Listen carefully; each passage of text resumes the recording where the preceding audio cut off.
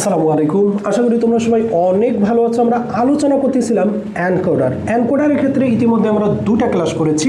একটা ক্লাস করেছি আমাদের এনকোডার বলতে কি বোঝায়, সাধারণত মানুষের বোধগম্য ভাষাকে কম্পিউটারের বোধগম্য ভাষায় রূপান্তর করার জন্য আমরা সাধারণত কি এনকোডার ব্যবহার করে থাকি। এবং দ্বিতীয় ক্লাসটা আমরা করেছি 422 এনকোডার। আজকে আমরা সাধারণত আলোচনা করব 823 এনকোডার। সাধারণত কোনো এনকোডারে 8টি ইনপুট সংকেত থেকে যখন 3টি আউটপুট সংকেত পাওয়া যায়, অর্থাৎ 8টি ইনপুট সংকেত থেকে 3টি আউটপুট সংকেত পাওয়া যায়, তাকে অক্টাল বাইনারি সংখ্যায় রূপান্তর করা যায়। তবে এ ধরনের এনকোডারকে সাধারণত আমরা অক্টাল থেকে বাইনারি এনকোডারও বলতে পারি। সাধারণত 8টি আমাদের ইনপুট থাকে এবং 3টি আমাদের কি পাওয়া যায়, আউটপুট পাওয়া যায়। এমন একটি অক্টাল এনকোডারের ব্লক চিত্র, সত্যক সারণী, বুলিয়ান সমীকরণ ও লজিক সার্কিট নিচে দেওয়া হলো। সো সাধারণত আমরা 823 লাইন অক্টাল এনকোডারের একটা ব্লক চিত্র আমরা দেখব। আমরা দেখতে পাচ্ছি চিত্রে যে এখানে ইনপুটগুলো নেওয়া হয়েছে আমাদের আই আকারে, I0, I1, I2, I3, I4, I5,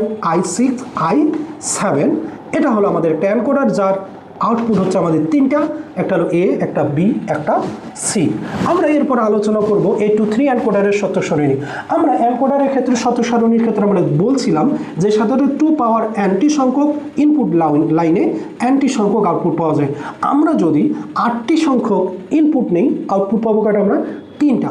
এখানে সাধারণত আমরা ইনপুট সংকেতগুলো আমরা দেখি এবং ইনপুট সংকেতগুলো আমরা বলছিলাম যে প্রতিটি সারিতে একটি সংখ্যক ইনপুট 1 হলে বাকিগুলো কি হবে, 0 হবে। তাহলে আই এর মান 0, বাকি I0 এর মান 0, 1, আবার I0 এর মান 1, বাকিগুলো সব 0, I1 এর মান এখানে 1, বাকিগুলো সব 0, I2 এর মান 1, বাকিগুলো সব 0, I3 এর মান এখানে 1, বাকিগুলো সব 0, I4 এর মান এখানে 1, বাকি সবগুলো 0, I5 এর মান এখানে 1, বাকিগুলো সব 0, I6 এর মান এখানে 1, বাকি সবগুলো হলো 0, I7 এর মান 1 এবং বাকিগুলো সব 0।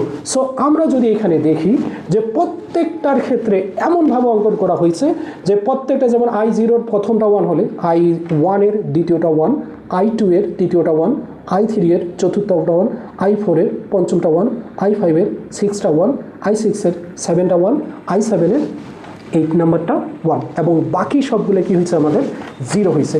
এরপর আউটপুট সংকেতের মধ্যে আমরা সাধারণত 3 ধরনের আউটপুট আমরা পেয়ে থাকবো এখানে। একটা হলো এ, একটা বি, একটা সি।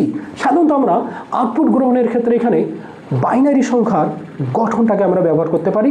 আমরা আলোচনা করেছি বারবার যে সাধারণত ইনপুট নেওয়ার সময় প্রথম লাইন, যেমন এখানে সি এর একটা 0 একটা 1, বি 2টা 0 2টা 1 এবং এর 4টা 0 4টা 1। এটা তো আমরা বারবার করে আসতেছি, যদি সমস্যা থাকে অবশ্যই আরেকটু দেখে নিবা। ওকে, সো আমরা এই যে আমরা ইনপুট সংকেতটা আমরা পেলাম, এটা যদি আমরা আউটপুট সংকেতটা পাই, সাধারণত আমরা যদি দেখি এ বি সি এর ক্ষেত্রে ইনপুটগুলোকে অর গেটে রূপান্তর করে এ বি সি আমাদের পাওয়া যায়। সো এখানে I4, I5, I6, I7 এই 4টা আমরা পাচ্ছি কোথা থেকে, এ এর মান। সো এর মানের ক্ষেত্রে দেখো আমাদের এ মানের ক্ষেত্রে পঞ্চম, ষষ্ঠ, সপ্তম, অষ্টম এই 4টা 1 আছে। সুতরাং এই 4টা 1-এর বিপরীতে আমরা পাচ্ছি I4, I5, I6, I7 or gate. এবং বি এর কি পাচ্ছি, বি এর তৃতীয় নাম্বার, চতুর্থ নাম্বার। বি এর তৃতীয় এবং চতুর্থের বিপরীত হচ্ছে আমাদের একটা হলো I2, I3 এবং সপ্তম এবং অষ্টম নম্বর 1, তার বিপরীতে আমরা পাচ্ছি I6 এবং I7। এটা হলো আমাদের বি। এবং সি এর ক্ষেত্রে আমরা দেখা যাচ্ছে দ্বিতীয় নাম্বার, চতুর্থ নাম্বার, ষষ্ঠ নাম্বার এবং অষ্টম নাম্বার এই 4টা পাচ্ছি আমরা 1। সাধারণত I1, I2, I3 I5 and I7 মিলে হচ্ছে আমাদের এখানে সি একটা OR gate. Okay, thank you. দেখা হচ্ছে পরবর্তী ক্লাসে।